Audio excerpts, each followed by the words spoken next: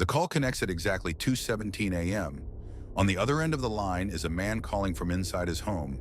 His voice is steady at first, controlled. He tells the emergency dispatcher that he believes someone is inside his house. When asked what makes him think that, the man pauses before answering. He says he can hear breathing. The dispatcher asks him to clarify. Is someone else in the residence with him? The man answers that he is alone. At least, he thought he was.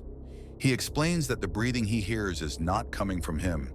There is no shouting in his voice, no panic, just a quiet certainty. The dispatcher asks him where the sound is coming from. The man says he doesn't know. He can't see anyone. But then, he adds something else. He says that whatever is inside the house is moving. The dispatcher asks how he knows that. The man hesitates again, then explains that he has noticed a pattern. The sound only changes when he stops talking. When he speaks, the breathing stops. When he goes quiet, it starts again. The dispatcher tells him to remain calm and stay on the line. She asks if the doors are locked. The man says yes. He says he locked them earlier in the night. Then he adds that he checked them again after the breathing started. He checked them twice. The dispatcher informs him that officers are being dispatched to his address. She asks him to stay where he is and continue speaking. For several seconds, the man says nothing. Then he speaks again, quieter this time. He says the sound is closer now. The dispatcher tells him help is on the way. The man responds with his final words on the recording. He says, "Please tell them to hurry, it's getting closer." The call ends abruptly. There is no scream, no struggle, just silence. Outside the residence, a neighbor is still awake. Later, they would report hearing a man shouting from the direction of the house.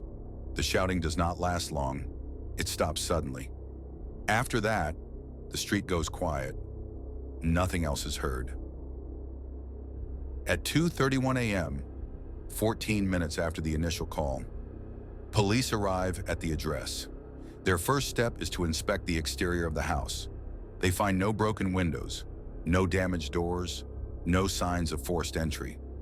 When they check the points of entry more closely, they notice something unusual. Every door is locked. Every window is locked. All of them are secured from the inside. The officers enter the residence and begin a full interior search. They move room by room, closets, bathrooms, bedrooms. There is no one else inside the house. No signs of a struggle, no displaced furniture, no indication that another person had been there at all. Eventually, they locate the caller. Physically, he appears unharmed. There are no visible injuries. When officers ask him why the 911 call ended so suddenly, he does not respond. They repeat the question. The man looks at them, but does not answer. When asked again what prompted him to make the call, he says only one thing. He repeats that he heard breathing.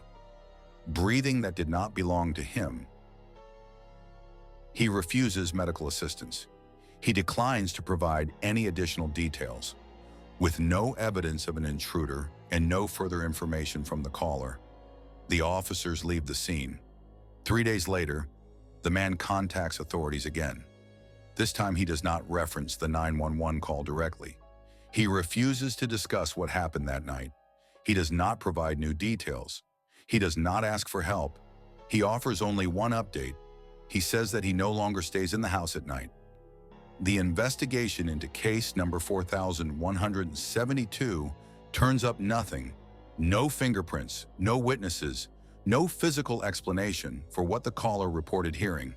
The house remains intact. The locks remain functional. And the man does not speak about the night of 2:17 a.m. again.